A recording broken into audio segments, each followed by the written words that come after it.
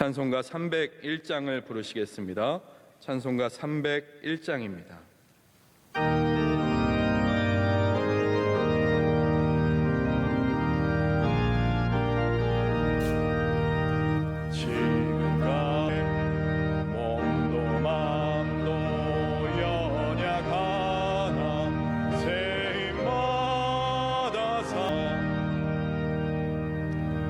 오늘 우리에게 주시는 하나님의 말씀은 창세기 29장 31절로 35절까지의 말씀입니다. 구약 성경 43면에 있는 창세기 29장 31절에서 35절까지의 말씀을 저와 여러분이 한 절씩 교독하시겠습니다. 여호와께서 레아가 사랑받지 못함을 보시고 그의 태를 여셨으나 라헬은 자녀가 없었더라.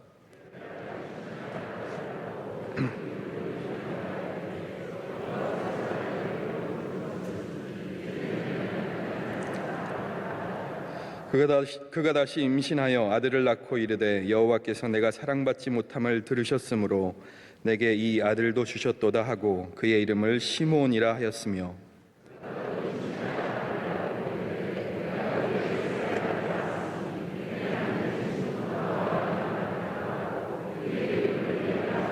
함께요.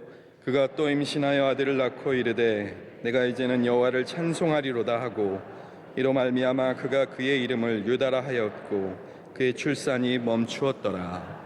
아멘. 교회 사랑하는 찬양대가 찬양으로 하나님께 영광 올려 드리겠습니다.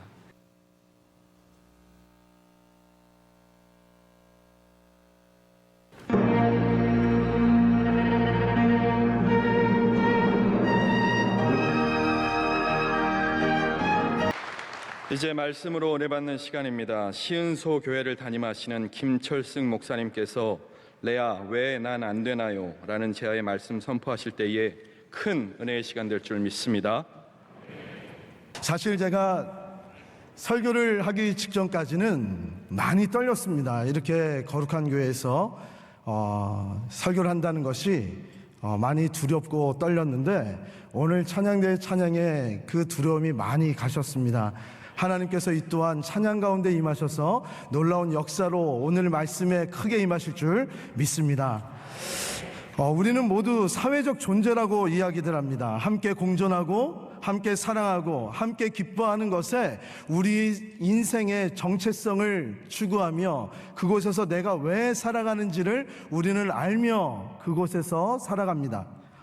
그런데 우리가 알고 있는 이 세상의 사회에서 우리 믿는 자는 섬김의 자리에서, 봉사의 자리에서, 헌신의 자리에서 그렇게 우리의 역할들을 해 나가는 것이 우리의 믿는 자로서의 사회적 존재의 가치인데, 이 땅에서의 조금 다른 우리의 시각을 가지고 이 사회적 존재에 대한 다른 의미를 가지고 해석하는 분들이 계십니다. 바로 사회적 존재란 남들이 나를 인정해주는 맛에 세상을 살아가는 존재가 사회적 존재라고 평가를 하는 이 세상이라는 것입니다. 우리가 함께 살아가다 보니까 누군가 나를 인정해주는 것에 목말라 있고 함께 기뻐하는 곳에서 내가 더 영광스럽게 드러나고 싶은 것이 사실인 것 같아요.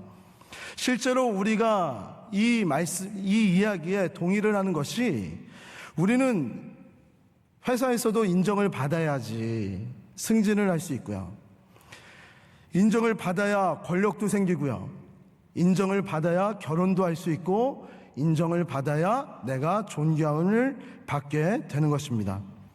어떤 면에서 인정이라는 이 문제는 우리 삶의 생계와 직결되는 문제인과 동시에 우리의 삶에서 참 인생의 질을 참 귀하게 합하게 높은 수준의 삶을 영화롭게 살 수 있는 그 문제가 바로 인정함이라는 것입니다. 특히 이 인정함의 가장 대표적인 그 모습을 볼 수 있는 나이 또래는 갓난아기입니다. 인정함에 목마르며 인정함을 원하는 사람들을 우리는 어린아이와 같다 그러잖아요. 왜냐하면 어린아이는 부모님이 인정을 해주지 않으면, 자기를 사랑해주지 않으면 그 아이는 살아나갈 수가 없습니다.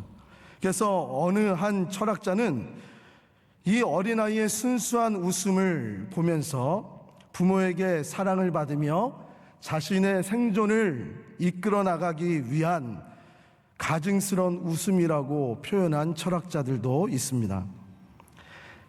우리는 이런 식으로 우리를 인정해주는 자들에게, 아내에게 인정받기 위해서, 남편에게 인정받기 위해서, 직장의 상사에게 인정받기 위해서 우리는 부단히 노력하며 살아갑니다.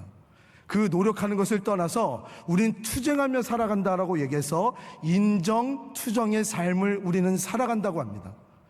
인정투정의 삶이란 뭐냐면 남의 감탄을 유발시키기 위한 노력이라는 거예요. 바로 이 인정투쟁이 우리 사회를 더 영화롭게, 더 한 단계 성장시키는 그런 역할도 하지만, 우리가 이 사회에서 삶의 참된 가치를 모르고 살아간다 하면 우리는 인정투정의 현장에서 내 영혼까지도 피폐하며, 그렇게 우리의 모든 것들이 다 지쳐나가고 번아웃되는 모습들을 우리는 심심치 않게 우리 주위에서 발견할 수가 있습니다. 오늘 말씀이 바로 남들의 감탄을 유발시키기 위해 부단히 노력한 인정투쟁의 투철한 삶을 살았던 한 여인의 이야기입니다. 바로 레아가 그러했습니다. 그녀는 아무리 노력을 해도요, 그녀가 사랑했던 남편의 마음을 얻지를 못했습니다. 이러한 레아의 삶을 통해서 현대를 살아가는 우리 성도님들에게 큰 은혜가 미칠 줄 믿습니다. 성경에서 레아는 그렇게 길게 설명을 하지 않습니다. 레아는 라헬의 언니였고요, 라반의 첫째 딸이었고요, 그리고 그녀는 시력이 그렇게 좋지 아니한 한 여성이었습니다. 시력이 약했다는 것은 여러 가지 해석이 있어요. 그녀가 정말 앞을 보지 못한 장애 수준까지 이르는 그러한 시력이 안 좋았다는 얘기도 있고, 사시여서 보기 흉하다는 얘기도 있지만, 결론적으로는 하나입니다. 당시에 우리가 너무나도 잘 알듯이 당시의 미인의 상은 모두 다 눈빛에서 있다 그래요. 그 여인의 총명한 눈빛에서 미의 기준이 나온다라고 합니다.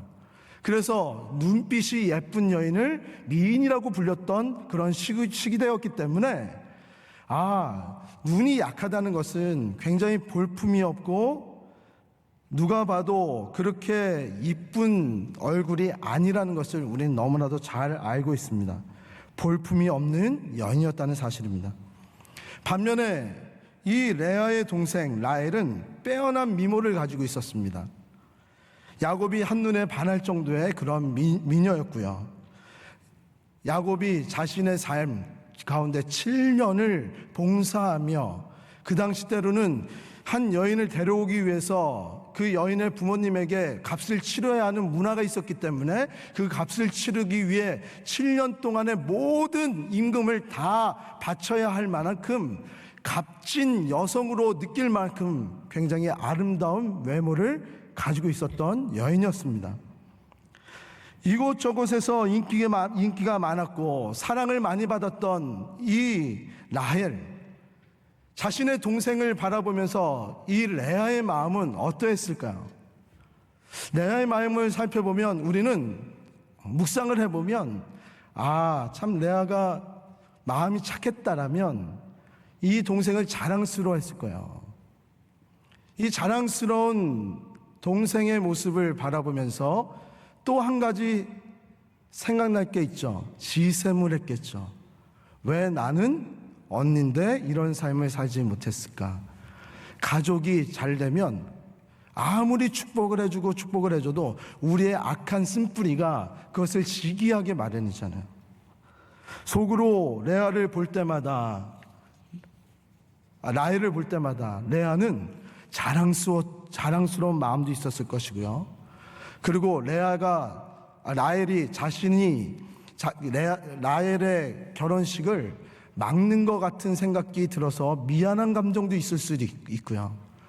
그리고 그녀를 시기하여서 미움의 증오의 수준까지 올라갈 수도 있습니다. 이 마음이 복합적으로 아마 레아의 마음속에 있었을 거예요. 그리고 레아의 아버지는 레아에게 어떻게 대했는지 우리는 너무나도 잘 알고 있습니다. 아마 레아의 아버지는요, 레아만 바라볼 때마다 근심이 가득했던 것 같아요. 기쁨이 되고 자랑이 되는 동생과 다르게 늘 아버지의 근심이고, 이 레아가 과연 결혼을 할 수 있을까? 삶을 온전히 살 수 있을까? 근심하는 마음이 있었던 것 같습니다. 그래서 야곱에게 거짓말을 하여서 결혼을 시킬 정도로 레아의 아버지 라반은 누구도 레아와 결혼하지 않았던 것, 하고 싶지 않았던 것을 알고 그렇게 몰래 결혼시키고 속이면서 결혼을 시켜야 되지 않았나, 그런 생각도 듭니다. 저는 오늘 이 말씀을 보면서 이 야곱의 이야기를 할 때 우리는 늘 야곱의 포커스를 맞춥니다. 그래서 이 삼촌 라반에게 속임을 당하며 한 여인을 뜨겁게 사랑했던 이 야곱의 삶, 하지만 레아를 우리가 눈여겨 바라본다면 우린 레아의 삶이 얼마나 처절하게 무시당했고 왔고 사랑받지 못했고 이 삶에서 얼마나 배제되며 살아난 한 인물이었는지 우리는 바라볼 수가 있어요. 한번 생각해 보세요. 아버지가 와서 레아야, 내가 너를 너무나 걱정이 많다. 네가 결혼을 할 수 있을지 못할지 내가 참 모르겠다. 그래서 오늘 밤에 동생 라헬을 결혼시키는 게 아니라 속여서 레아 네가 먼저 들어가. 그렇게 결혼하면 야곱이 너를 사랑해 줄 거야. 결혼했는데 어떻게 하겠니? 그런 얘기가 있었겠죠. 그런 얘기가 있은 것, 그런 얘기를 들은 레아의 심정이 어떠했을까요? 무너졌겠죠. 이렇게까지 살아야 되나? 이렇게까지 내 동생의 남자를 뺏으며 내가 살아가야 하나? 그런데 설상가상으로요, 레아가 결혼을 했습니다, 야곱하고. 근데 야곱이 이 레아를 만족하지 않아요. 만족하지 않은 것뿐만 아니라 자신의 아버지 라반에게 가가지고 왜 나를 속였냐고 하면서 새로운 제안을 합니다. 또 다시 7년을 내가 섬기겠다라고 얘기해요. 그러면 이제 라헬을 달라는 거예요. 한 여성으로서 결혼도 했는데 또 다른 7년을 견뎌나가는 그 7년의 기간이 얼마나 지옥 같고 얼마나 고통스럽고 자신이 수치감을 느끼며 살았던 그 7년이 됐겠냐는 거예요. 너무나도 어려운 시간이었을 것 같아요. 이 7년을 바라보며 일을 하는 야곱, 자신의 남편 레아는 너무나도 그 기간이 외로웠을 것이고요, 고통스럽고요, 누구에게도 말 못하고 원망하며 내가 왜 이런 인생을 살아야 되는지 원통해하며 살아갔을 거예요. 오늘 말씀을 통해서도 이러한 모습들이 조금씩 보여집니다. 외로움, 공허함, 고통의 시간, 그 시간을 인내하면서 살아가야 되기 때문에 이 레아는 야곱에게 집착하는 모습이 보여집니다. 그리고 레아는 이 야곱의 사랑을 받기 위해서 그 당시에 전통적인 가치에 포커스를 두고 그 전통성에서 야곱의 사랑을 받기 위한 노력을 부단히 노력합니다. 그것이 바로 뭐냐면, 내가 아들을 낳으면 야곱도 나를 사랑해 줄 거야. 이런 생각을 우리 여성분이라면 아마 다 하실 줄 압니다. 제 아내도 3년 동안 아이를 갖지 못했어요. 그러면서 기도를 많이 했는데 저희 장모님도 누구도 와가지고 어떻게 하면 아이를 가질 수 있는지 많은 코치를 해줍니다. 사랑하니까. 그래서 계속 이야기를 해주고 잘 될 거라고 위로도 해줍니다. 분명히 레아도 그랬을 거야. 레아야, 너 이제 너무 남자는 단순해. 아들만 낳으면 너 사랑해 줄 수 있다니까. 그러니까 아들 낳으면 한 방 끝나. 너 이제 라헬이 아니라 레아 너를 사랑해 줄 거야. 야, 아들까지 낳아줬는데 뭐가 문제냐. 그 얘기를 들었을 거예요. 주위에서 웅성웅성하는 소리들과 주위에서 인정을 어떻게 받아야 되는지에 대한 코치를 받았겠죠. 그 코치를 받은 레아는 그대로 행한 겁니다. 그래서 32절의 말씀에 이렇게 얘기합니다.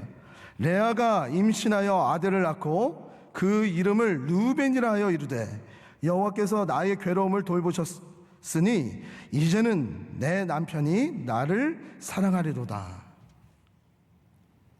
잘못된 믿음이죠. 이 아들을 낳았으니까 이제 야곱이 자신을 사랑해 줄 것이라고 믿었던 여자예요. 그런데 어땠습니까? 야곱은 꿈쩍했나요? 꿈쩍하지 않고 흔들림 없이 7년을 꽉 채워서 자신의 동생 라헬을 위해서 열심히 더 봉사했던 사람이에요. 그 모습을 바라본 레아는 더 절망 가운데 빠졌겠죠. 아들을 낳았어요. 해결책을 가졌어요. 해결책이 나왔는데도 불구하고 아무런 변화가 없어요. 더 공허해지고 더 외로워져요. 그 기간 동안은 야 그래 희망이라도 하나 있어요. 왜냐하면 이것만 하나 하면 이제 내가 나의 남편에게서 인정을 받고 나의 남편에게서부터 사랑을 받을 수 있을 것이라는 그런 막연한 희망이라도 있었는데 이제는 애를 낳고 봤는데 아무런 변화가 없는 남편을 바라보면서 이 레아는 더 깊은 절망에 빠졌겠죠.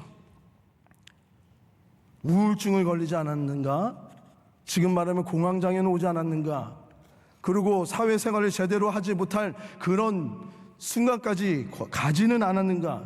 다른 생각은 이 세상에서 모든 희망이 다 사라져가서 이제는 살 이유조차도 없게 느끼며 살아가진 않았을까? 생각하진 않았을까? 우리가 레아의 심정으로 오늘 살아가는 우리 명성교회 성도님들의 삶을 한번 살펴보세요. 어떻게 보면 우리는 우리 이번 프로젝트 하나만 잘 되면, 이번 일만 잘 해결되면 우리는 행복해질 수 있어. 이번 고비만 잘 넘기면 우린 대박이라니까. 모든 것이 다 해결될 거라고 생각한 그런 일들이 실제로 이루어졌을 때 우리 성도님들은 어떠셨습니까? 삶이 크게 변화가 일어납니까? 일어나지 않습니까? 잠깐의 기쁨은 있을지 몰라도 우리 전체적인 삶에 영향은 주지는 못해요. 계속 산 넘어 산이라고 계속되는 어려움들이, 고통들이 우리를 지배하려고 찾아옵니다. 저도 굉장히 꿈이 많은 사람이에요. 제가 광교에서 시은석교회를 담임한 지가 이제 4년이 다 됐는데, 부교육자로 있었다가 담임이 돼서 어린 나이에 담임이 돼서 이 교회를 섬긴다는 것이 그렇게 쉽진 않았습니다. 야, 그래, 이것만 해결이 되면 하나님의 부흥이 우리 시은석교회에 분명히 있을 거야. 이것만 잘 해결이 되면 그래, 우리 시은석교회는 예전에 다시 영광스러운 모습으로 다시 한국교회를 섬기고, 저는 합동 측인데 합동 측 장로교회도 섬기고 그렇게 할 수 있을 거야. 선한 일을 더 많이 하면, 좋은 일을 하면, 선교를 많이 하면 부흥할 수 있을 거야. 그런데 레아의 삶을 바라보면 우린 뭘 알 수 있습니까? 아, 이게 다가 아니구나. 이 땅에서의 전통과 이 땅에서의 많은 조언들이 사실은 무의미할 수도 있겠구나라는 생각을 저는 하게 됩니다. 이런 모든 것은 어쩌면 물질적으로 인정받아서 안정적인 삶을 살아가려고 하는 목회자이지만 저의 생각이 또 투여가 된 것 같기도 하고요. 사람들에게 인정받으면 부흥이 있을 것 같다는 그런 창피함도 저의 이 말씀을 읽으면서 저에게 저를 막 괴롭혔습니다. 이 말씀이. 우리 성도님들도 사람에게 인정받으면 승진하고, 그 승진한 삶을 살아가면 좀 더 나은 질 좋은 인생을 살 것 같잖아요. 우리 아이들이 대학만 잘 가면, 대학만 들어가면 신앙생활을 잘할 수 있을 것 같고, 우리 남편이 요번에 어떤 일만 잘 견뎌주면 우리 가정은 화목할 것 같은데 그렇지가 않다는 거야. 이 모든 것들이 사실은 다 좋은 것들이에요. 사실은 어떻게 보면 하나님의 복이라고 얘기할 수 있는 이 이야기입니다. 그런데 문제는 있습니다. 이것이 우리의 만족이 되고요, 이것이 우리에게, 이 만족함이, 스스로의 만족이 우리에게 행복을 줄 것이라고 생각하는 그 자체가 문제인데, 그것이 뭔지 아십니까? 우상이라는 거예요. 팀 켈러 목사님은 내가 만든 신에서 이렇게 얘기합니다. 우상은 하나님이 줄 수 있는 의미, 희망, 행복을 피조물로부터 얻으려고 하다가 결국 실패하고 마음이 산산조각 나게 하는 것이다.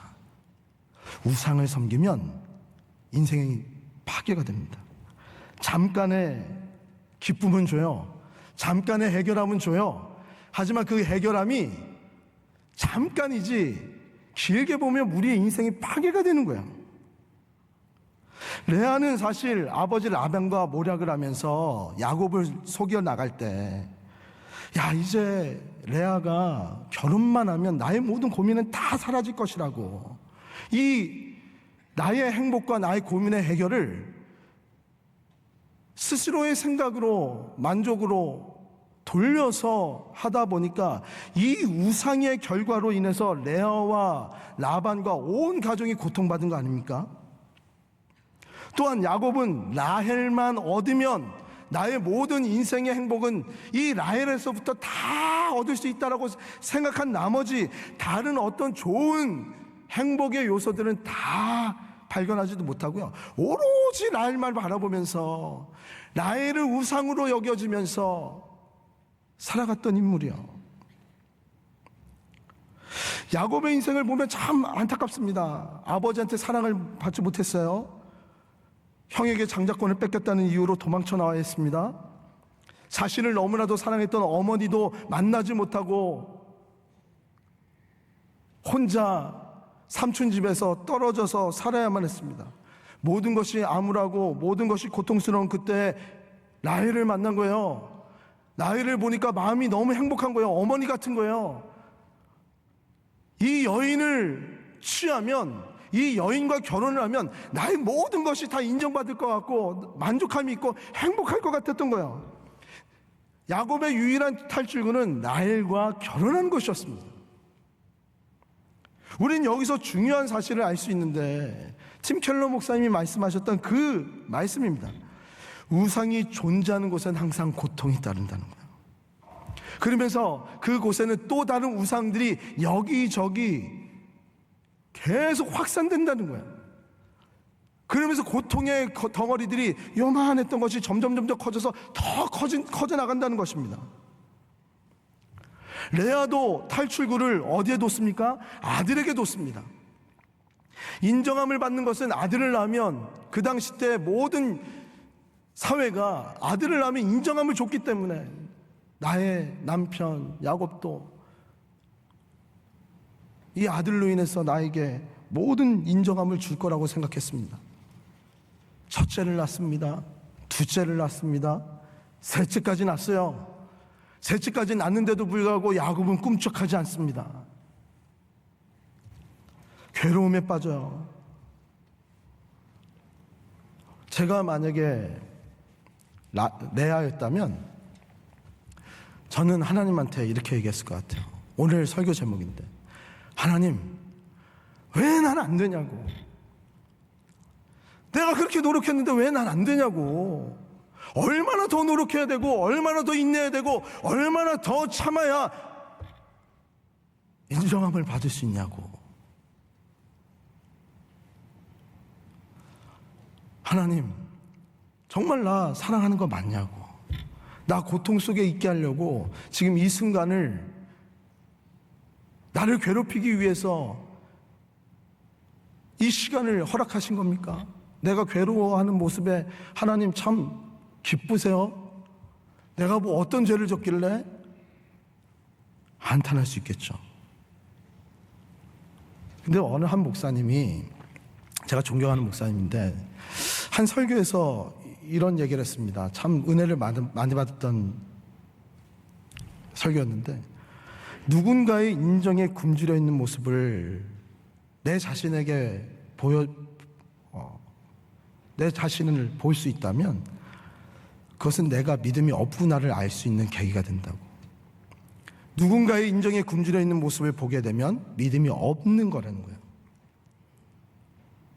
그러면서 믿음은 하나님께서 나를 인정해 주는 것을 아는 것이라는 것입니다. 믿으십니까? 베드로는 반석이라는 이름을 가졌어요. 왜요? 하나님이 반석이라는 이름을 주신 거예요. 근데 베드로의 삶의 모습을 바라보세요. 베드로는 반석으로 살지 못했고 모래처럼 살았어요. 모든 삶이 튼튼하고 기댈 수 있을 만한 사람이 아니라 너무 이기적이고 겁 많고 예수님을 너무 쉽게 부정하며 살아왔던 그 사람 아닙니까? 근데 예수님이 너는 반석이 될 거야. 너는 반석이야.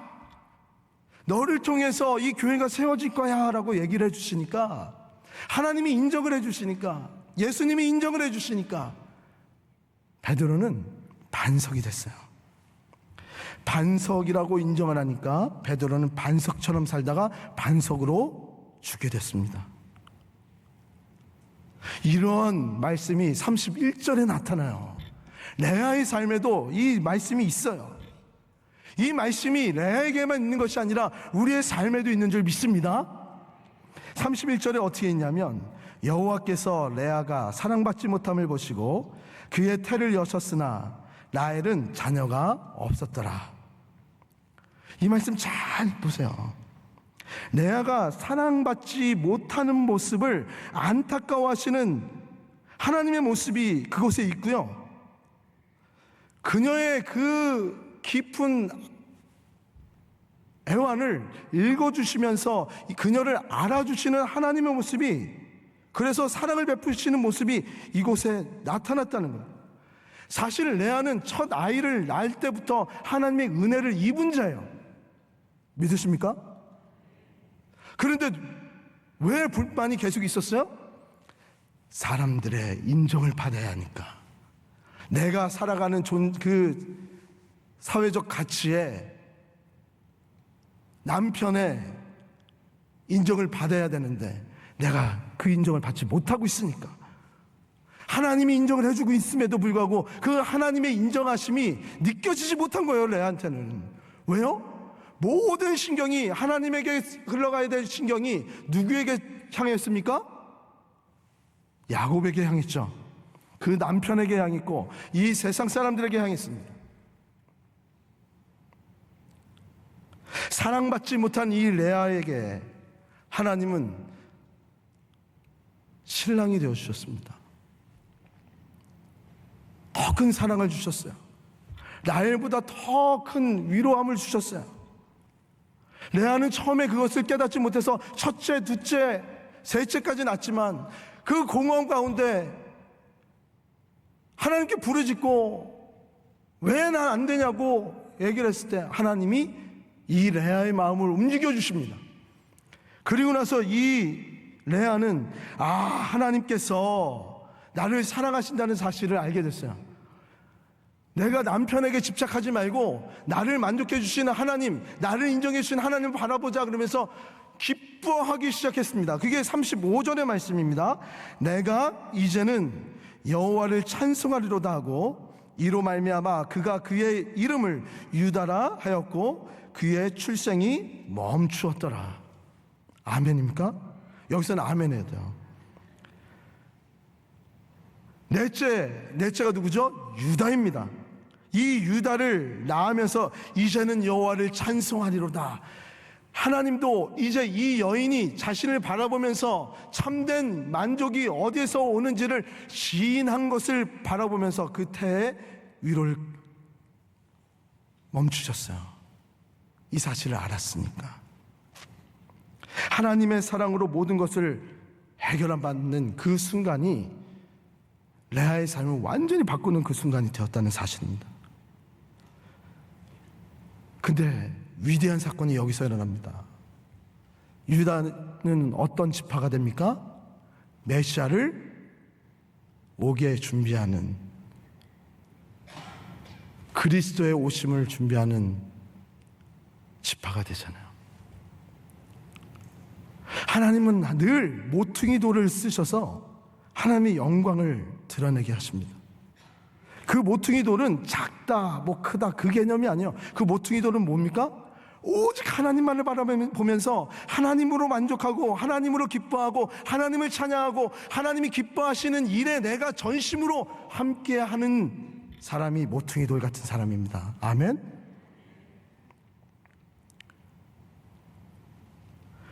바로 하나님의 사랑으로 구원받음을 기뻐하며 하나님이 나를 위로해 준다는 것으로 만족을 누리며, 그 만족으로 우리 교회가, 우리 가정이, 내 자신이 하나님 앞에 든든히 세워지는 그 모습에 감사하며 살아간다면 하나님께서는 놀라우신 일을 일으키시는데요, 우리 성도님들 한 분 한 분마다 하나님의 이름에 버금가는 별명을 우리에게 허락해 주신 줄 믿으시기 바랍니다.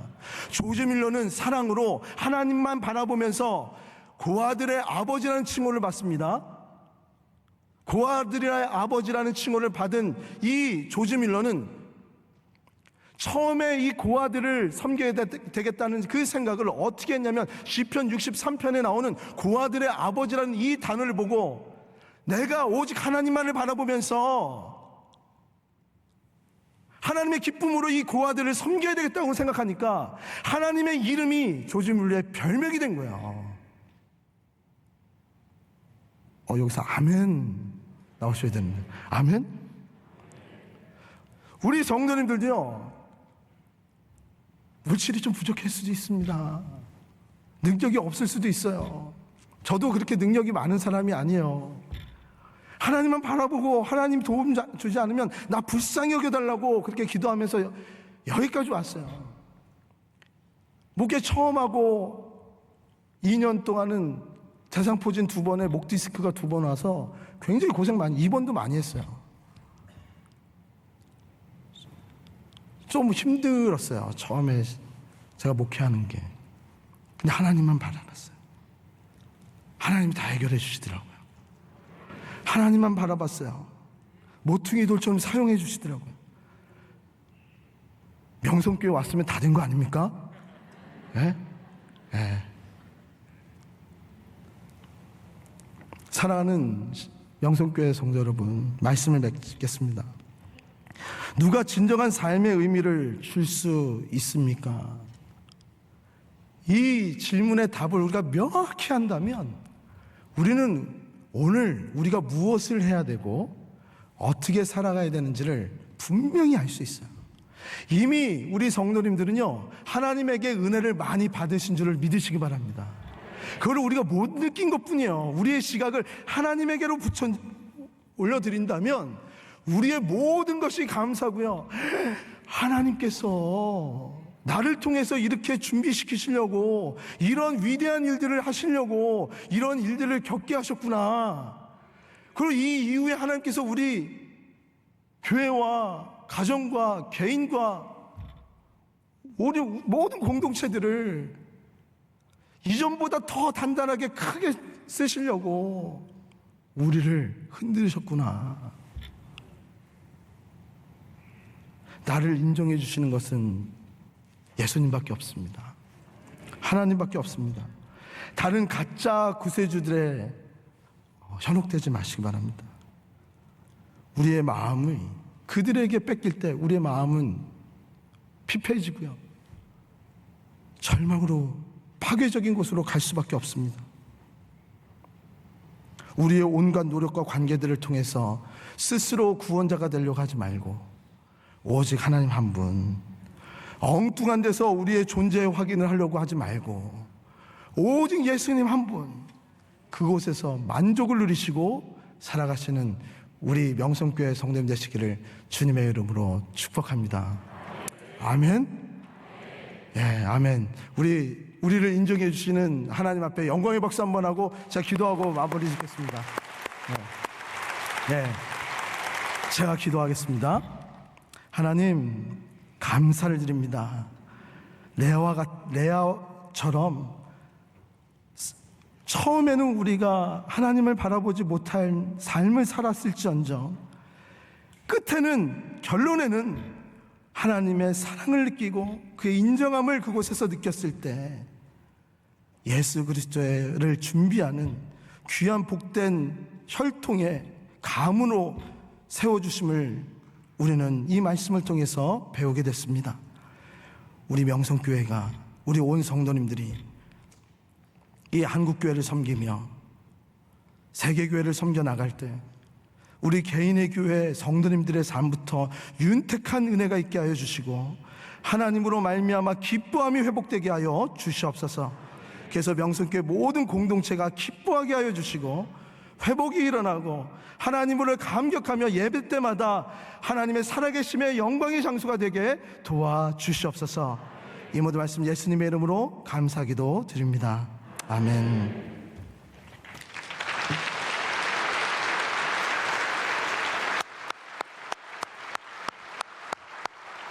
찬송가 91장입니다. 함께 박수 치시면서 찬양하시겠습니다.